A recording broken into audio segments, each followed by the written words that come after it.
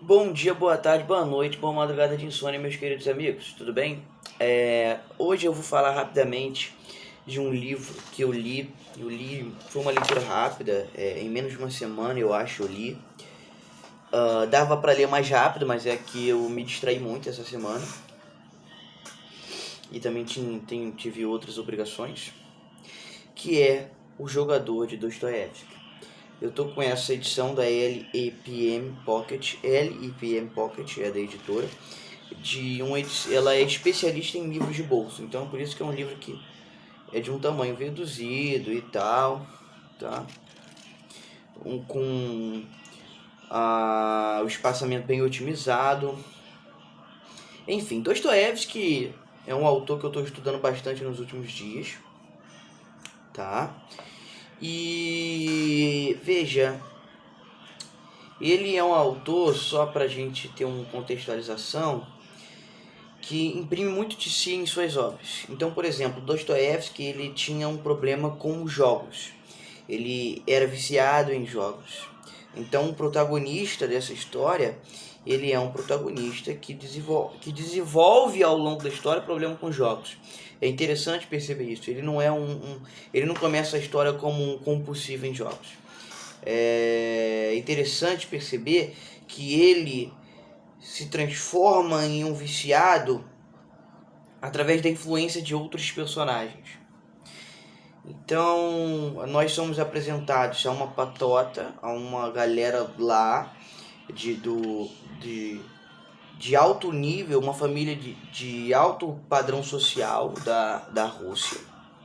Eles estão passando um tempo na Alemanha e todas essas pessoas que não são literalmente uma família, porque tem gente que, por exemplo, existe um personagem francês que ele não faz parte da família, bem como o nosso protagonista, que é russo, ele não faz parte da família. É interessante perceber também que o nosso personagem, o nosso protagonista Alexei,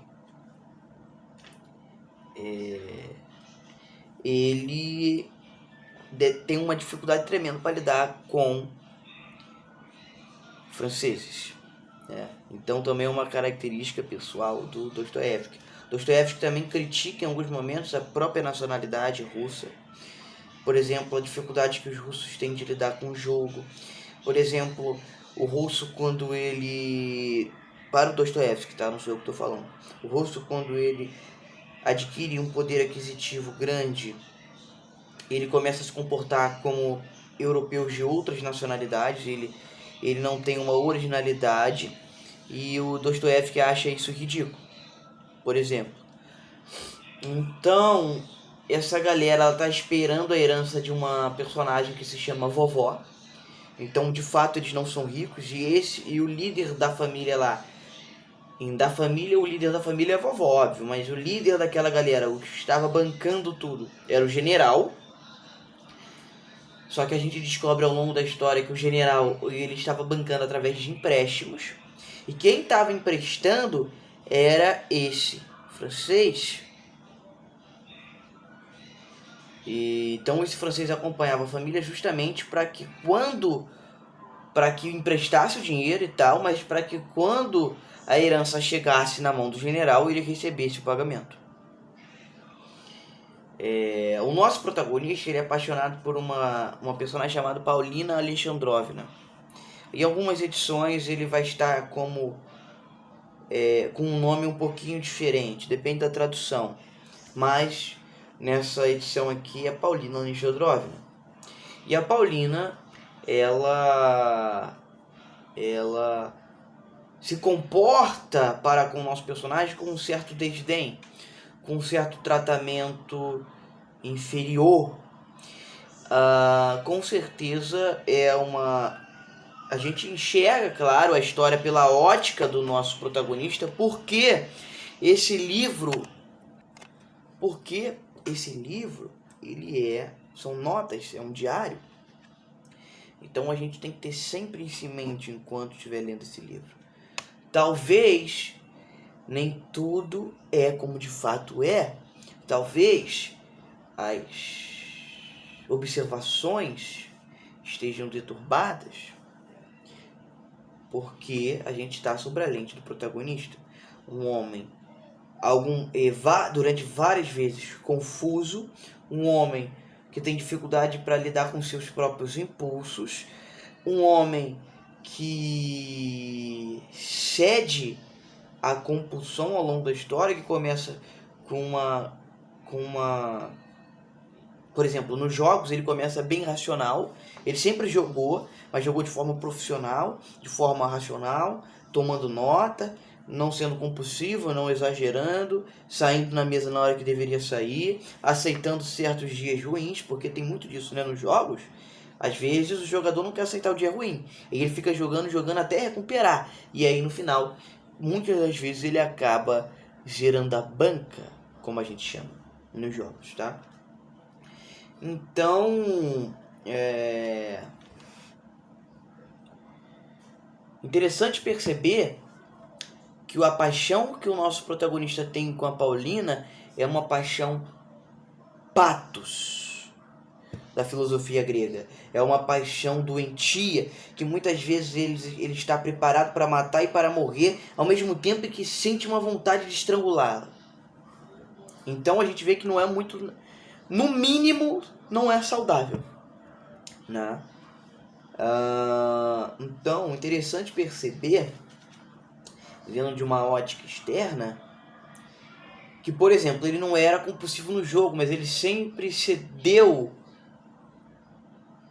às paixões da vida, a outras compulsividades. Então, ele, de fato, estava preparado para matar e para morrer pela Paulina, só que não é, por exemplo, para salvar a vida dela. Por exemplo, se ela mandasse ele se matar, ele se mataria. Então é uma coisa que não é nem heróico, né? É uma coisa ridícula apenas. Então a gente percebe como Dostoiévski apresenta algumas características humanas. Mas ao longo da história, a gente vai perceber, quando a vovó aparecer e perceber que ela não vai morrer nem tão cedo, e aí o nosso personagem general começa a se desesperar, porque ele fez uma série de dívidas contando com a morte da vovó, porque ela estava doente, né? E ela estava prestes a morrer, mas ela se curou. Então a vovó aparece lá e meio que por raiva e também por falta de disciplina ela começa a jogar. O nosso protagonista, ele suplica para a vovó, não jogue, a senhora vai perder tudo, a estatística não está a nosso favor, etc, etc. No início a vovó começa a ter sucesso nos jogos e ela começa a desenvolver um instinto compulsivo, porque ela sempre acha que vai conseguir... Me perdoe, tá, pelo anúncio, porque parece que 20 mil demônios da garoa resolvem me ligar e me mandar mensagem. Então, os jogadores, eles começam... A vovó, ela começa, aliás, a desenvolver aquela compulsão de que sempre acha que vai sair por cima, de que sempre acha que a sorte vai a favorecer, e aí é aquilo que eu falei anteriormente, não consegue aceitar a derrota e acaba perdendo tudo. Então a vovó, ela se mete numa empreitada arriscadíssima e ela não se segura em nenhum momento. Diversas vezes não, mas é porque ela perde tudo, tipo assim, em 2, 3 noites, né?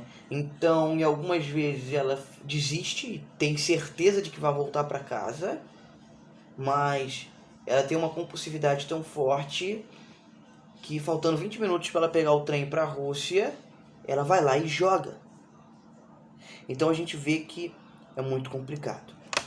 Mais pra frente, o nosso personagem, precisando de um dinheiro para ajudar aquela Paulina Alexandrovna, não que ela precisasse de fato, até porque ela tinha...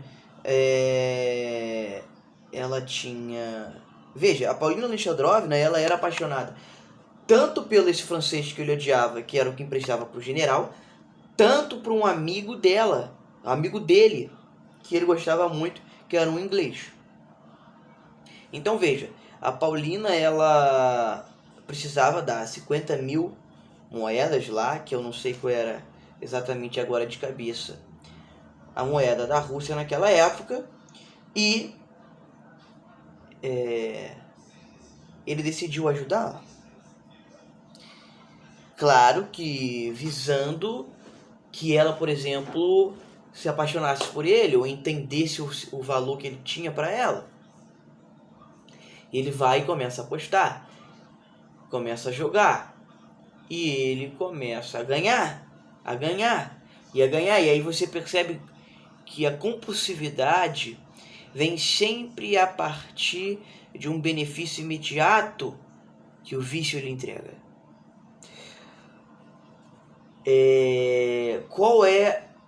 Como que a vovó se viciou e ficou compulsiva? Porque ela começou a ganhar quando ninguém acreditava que ela iria ganhar. Por exemplo, o nosso personagem, protagonista, falou: não jogue nisso porque isso aí é raríssimo de dar. E ela foi lá, jogou e ganhou. E ela jogou de novo e ganhou. E ela jogou de novo e ganhou. E ela começou a ficar compulsiva.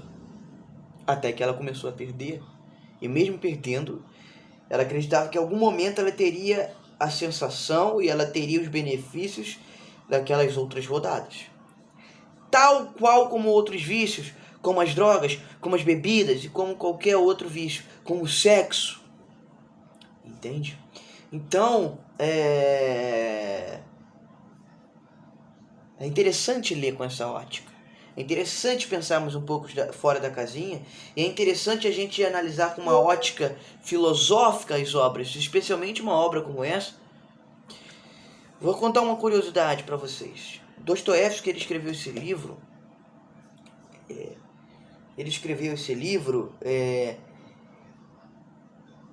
sobre pressão.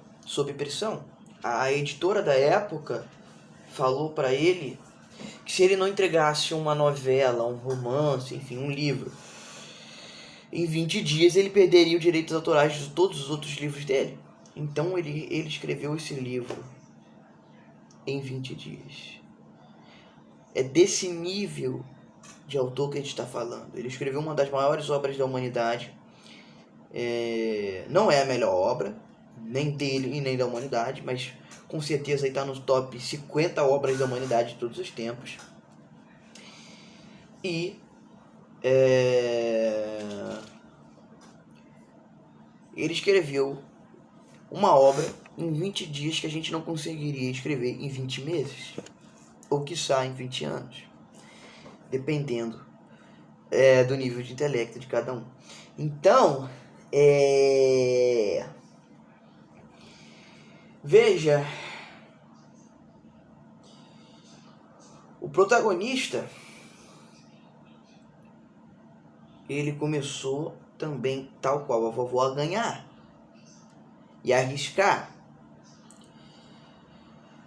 E é interessante perceber em que, à medida em que ele arrisca e que ele faz jogadas que são improváveis e começa a ganhar a partir dessas jogadas improváveis, o nível de compulsividade vai aumentando.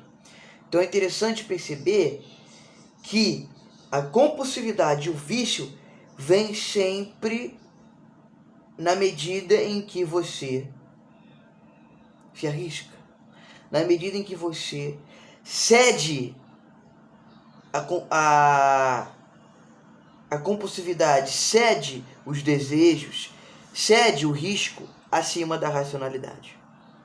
Então, talvez quando a gente deseja nos entregarmos, então eventualmente quando aquele pensamento que várias vezes ao longo da nossa vida vem, cara, vou relaxar um pouco, vou me entregar um pouco, vou ceder um pouco, vou pensar menos. São nesses momentos que a compulsividade aparece e os vícios aparecem. Muito interessante perceber isso. E é uma coisa que não fica... ele não te entrega isso de mão beijada. É uma coisa que você precisa interpretar. Então, sempre analise as obras do ponto de vista filosófico, do ponto de vista analítico. Sobretudo obras como essa, que são obras que estão em cima do pedestal e não são à toa. Não estão à toa. Tá? Então, ao longo da da trajetória do nosso protagonista, e isso já, ele começa a ficar compulsível já nos últimos 2, 3 capítulos. É um livro curto, né? E ele acaba perdendo os resquícios de esperança em que ele tinha de encontrar com a Paulina quando ele encontra com aquele amigo. A Paulina estava morando com a família daquele amigo dele, daquele inglês, que era um amigo que ele diversas vezes o trata como confidente e é tratado pelo amigo como confidente também. E eles têm o último diálogo, que é o último diálogo que a gente tem no livro, que o amigo dele fala, olha só, o nosso protagonista começa a fazer várias perguntas sobre a Paulina e acusando-a de várias coisas. E aí o amigo dele fala o seguinte, olha só, se você continuar acusando a Paulina, eu jamais quero lhe ver novamente. E o nosso protagonista continua insistindo nisso. Porque ele está desgraçado e de certa forma ele a culpa por isso. Tá? A gente sente isso. Também não é uma coisa óbvia, mas a gente sente isso. Mais uma característica de um compulsivo. Criar culpados pelo próprio vício. E o amigo nosso, ele fala o seguinte, olha só, você tá tão perdido que você nem ao menos cogitou que eu vim aqui a pedido da Paulina. Ela se preocupa muito com você, ela te ama. E eu nunca mais o verei. Não venha atrás de mim. Eu vou te dar 100 moedas. Mas eu te daria 1000 se eu soubesse que você voltaria para a Rússia hoje e se endireitaria. Mas se eu te der 10.000, você vai voltar agora para o jogo do mesmo jeito. Então eu te entregarei 100. E ele perdeu o amigo,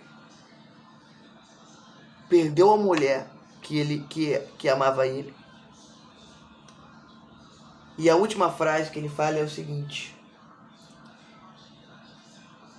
eu mostrarei que eu vou dar a volta por cima. Eu farei a minha última noite de aposta. A última, me ajeitarei. Vou ler para vocês a última frase dele. Vamos lá. Olha só, preste atenção.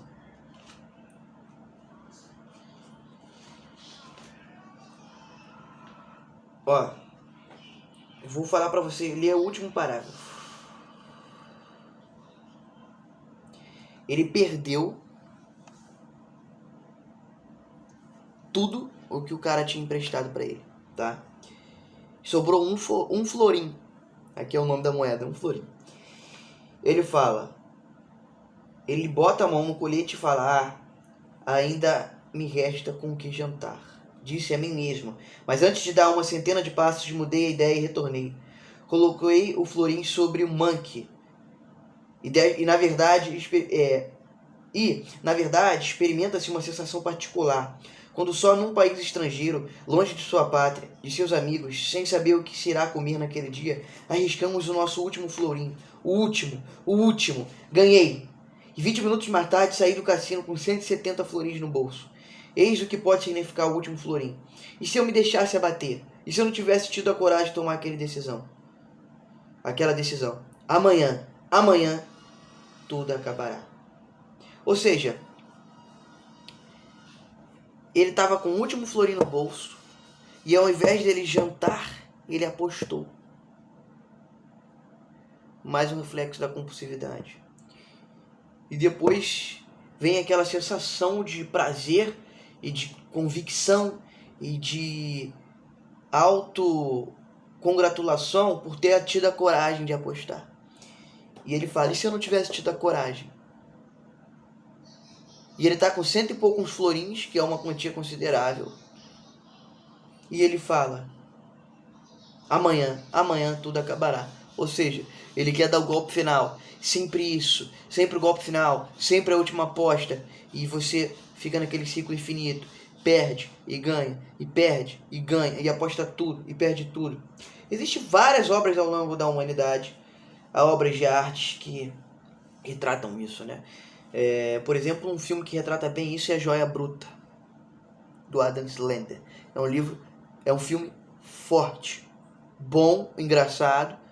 Claro, não é uma obra aprofundadíssima, porque é um filme de Hollywood, mas é um filme interessante que retrata bem isso.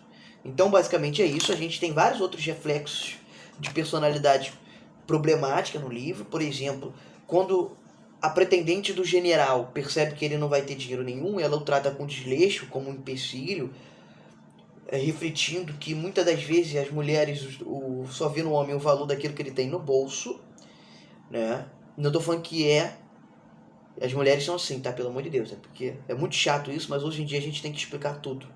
Então, assim, muitas das mulheres têm isso. Muitas das mulheres o trata o homem conforme aquilo que ele tem no bolso. Não só as mulheres, mas os humanos enquanto tal. Os outros homens destratam homens inferiores socialmente, né? Mas fato é que do ponto de vista do relacionamento, muitas das mulheres tratam o homem conforme o dinheiro que ele mantém no bolso. Então, basicamente é isso. É uma obra muito boa, uma obra que não é a melhor do Dostoiévski, até porque ele escreveu em 20 dias, e eu estou num estudo aprofundado de Dostoiévski. Começarei com Os Irmãos Karamazov essa semana, e também estou lendo algumas notas, alguns ensaios, por exemplo, do Luiz Felipe Pondé, que é um filósofo brasileiro que eu gosto muito, que ele explora a realidade religiosa nas obras de Dostoiévski.